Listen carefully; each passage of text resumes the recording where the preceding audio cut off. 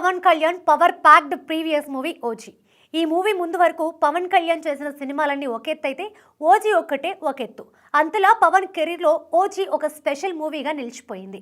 ముఖ్యంగా పవన్ కనపడిన ప్రతి సీన్కి థియేటర్స్లో ఫ్యాన్స్తో పాటు ప్రేక్షకుల నుంచి ఒక్కటే విజిల్స్. అందుకే పవన్ కెరీర్లో 300 కోట్ల రూపాయల క్లబ్లో చేరిన ఫస్ట్ మూవీగా కూడా నిలిచింది.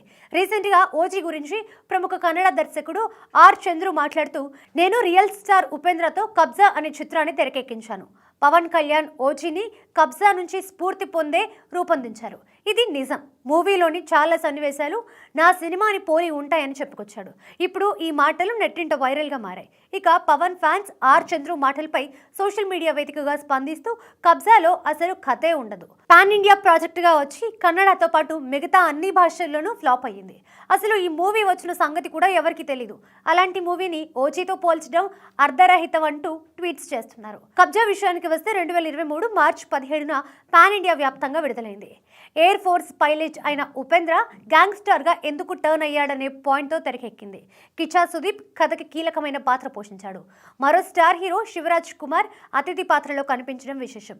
సుమారు 120 కోట్ల రూపాయల బడ్జెట్తో తెరకెక్కి 34 కోట్లు మాత్రమే వసూలు చేసింది.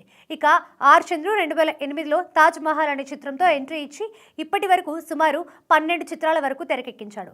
కబ్జా తర్వాత మళ్ళీ కొత్త చిత్రం గురించి ఎలాంటి ప్రకటన రాలేదు.